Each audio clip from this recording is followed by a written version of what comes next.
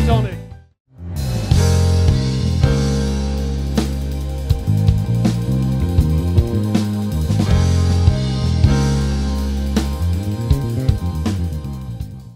So let's talk about pedal tones and what they actually are.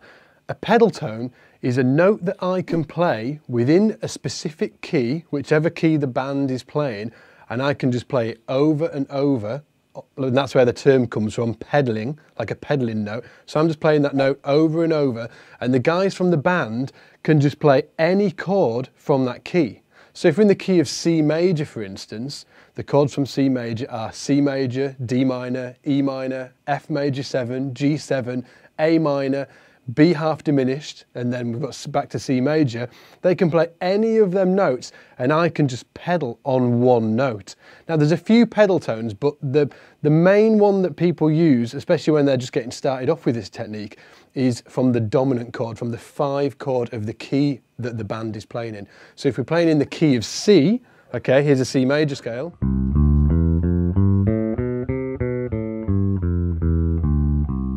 The dominant chord is from the 5th of the C major scale, so we just count up the C major scale 5 tones. 2, 3, 4, 5, and that's a G, so we're on the note of G. So that means we can pedal on a G while the rest of the band are just doing whatever they want, you know, within reason anyway. And what it does is create and use, and you'll hear this when we give you the examples, but it creates a massive amount of tension, because I'm just holding this one note and Mark will be just playing between the chords. You'll hear this one sort of like big tension building up. And then when I finally go back with Mark and start playing with Mark again, you'll have this massive release. So that's what pedal tones are used. So Mark's going to play some sexy chords now.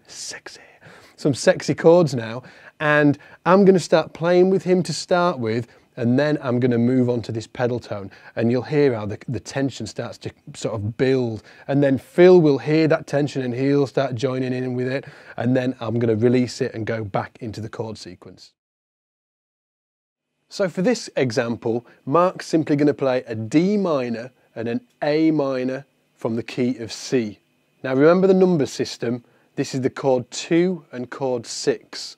From the key of C major, okay? You just count up the C major, 1, 2, that's the D minor, and the second chord of any major scale or any key is always minor, 2, 3, 4, 5, 6, that's the A minor, so D minor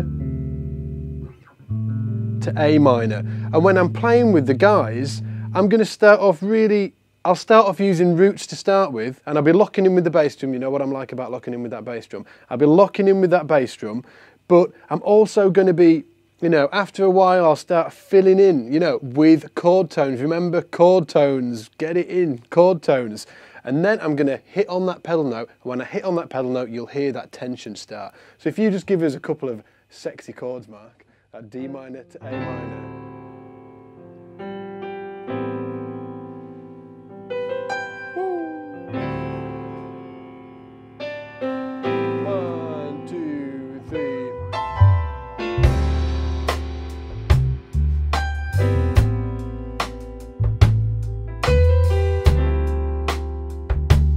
Playing roots in a minute. Roots and 5s.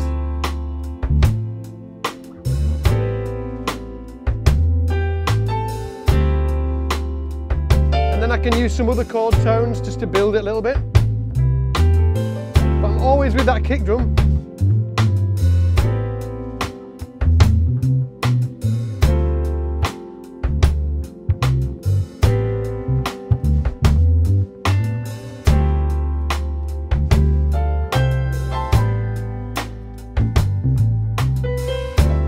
I'm going to go down to that pedal. Now listen to the tension.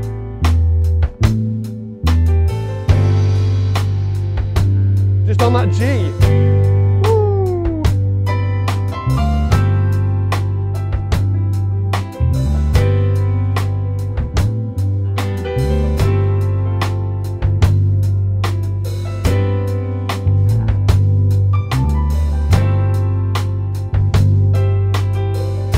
And then back to the chord sequence.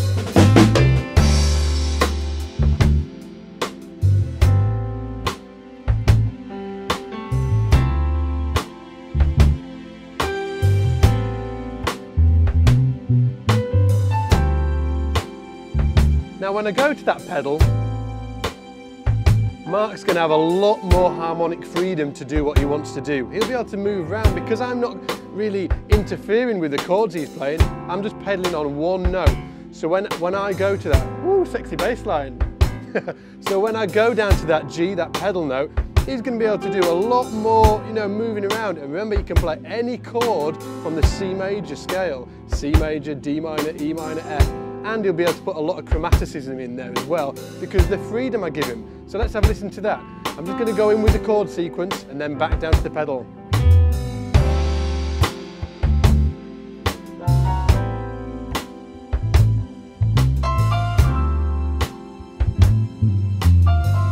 Here we go down to the pedal.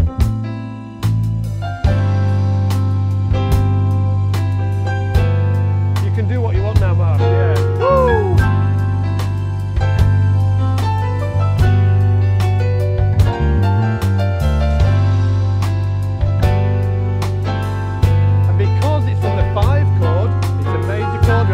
I can fill out using the